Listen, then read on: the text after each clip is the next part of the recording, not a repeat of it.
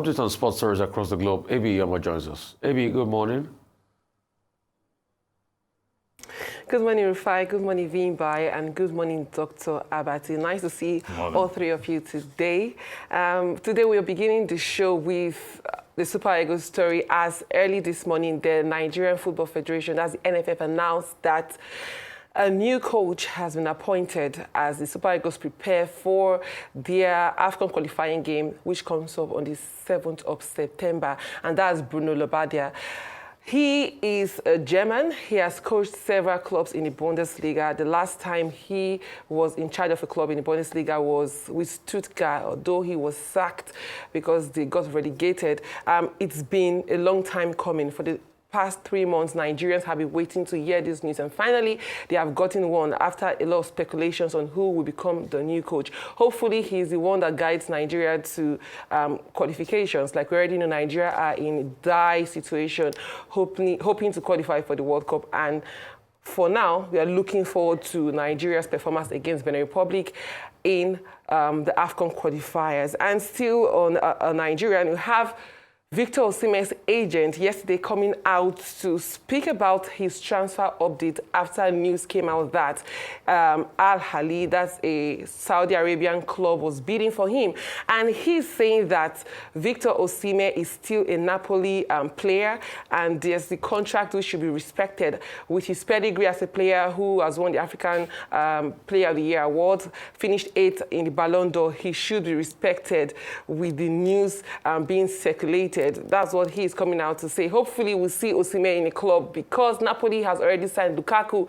It's still left to be seen if Chelsea or Paris Saint-Germain will sign Osimhen, but time will tell.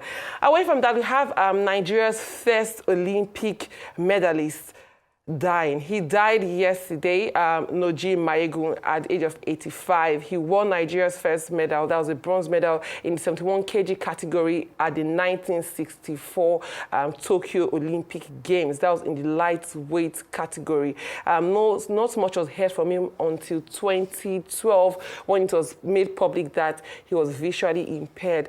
He did Nigeria proud, and I pray so rest in peace. And still on managers, we have ex-England manager, that's Sven Goran Eriksson, also dying at 76. He had several spells with different countries. He coached England extensively, and he also coached Ivory Coast at the 2010 World Cup. And we have the Paralympics opening ceremony tomorrow. A lot of expectations from the Paralympics. Nigeria will be competing with 24 athletes. Hopefully, Nigeria gets medals as always. Nigeria had 10 medals at the last Paralympics in Tokyo, and they have 24 athletes competing now. And Nigeria's major strength is the powerlifting, and hopefully they get medals in this particular tournament. And finally, for me, we had the US Open, which kicked off yesterday. And no other person than Novak Djokovic getting a win, making him the player with the most wins. That's for the men in at Ash Stadium with 89 wins. He was behind Roger Federer, who has 88, but he's now the second player to have the most appearances at the Ash Stadium. He's hoping to get his 25th Grand Slam, which will put him ahead of Margaret Court, as they are tied on 24 Grand Slam. We'll see if he can do that, as we also have Zverev, Casper Ruud, Tiafoe all getting wins on the first day. But for Dominic Thiem, it was a sad loss in the first round, as he has retired from the Grand Slam. He won his first and only Grand Slam title in 2020. That's in the US Open. He lost, but he was celebrated on his retirement. And for the women, Coco Gauff got her victory. She's defending champion. Before this tournament kicked off, she said that doubters are still her motivation, and she's hoping to defend her own title. For Sabalenka, she also got her victory early this morning. She's off to the second round now. We have other matches to be played today. Tsitsipas will be in action, and so many more in the US Open. We'll see how it pans out for more updates later today. That's all from me on sports. I mean, I'm shocked at the news that we have Bruno Labbadia Because I thought we were just talking about Jan Anderson a couple of days ago, and they said it was the choice of the chair of the NFF, the former Swedish coach, and now all of a sudden from nowhere we've got Labadia. I thought they were still talking about Iguavon taking us. What will Labadia be able to do in 12 days? A man that doesn't know the African continent. He has never coached outside on the African continent. So what happened to the short list? Was he part of also the short list? I mean, there are many controversies here and there. Because the last time we went for a German Betty Votes, our football became very deplorable. I don't know what is happening. I mean, I don't get it. You have answers that I don't have. And my tribute to Najim Maegu, he was a true Olympian. Since Nigeria started going to the Olympics in '52 Helsinki, we didn't win on anything until Najim won a bronze for us in '68 Tokyo. So tribute to Najim. It's sad we never did anything as a country for Najim Maegu, even when he was blind. When the story came out, he was blind in 2012. When he was living in Austria, we never did it. Maybe we can at least give Najim Maegu a befitting burial. All right, for me... yes, rightfully said. Okay. All right, I'll continue. Yeah, then. rightfully said, Rufai. Before now, there were a lot of speculations for the Super Eagles coaching position. At some point, it was the Malian coach who led them to the quarterfinals of the African Cup of Nations. And at some point, like you said, it was Anderson. And now they have come out with Labadia.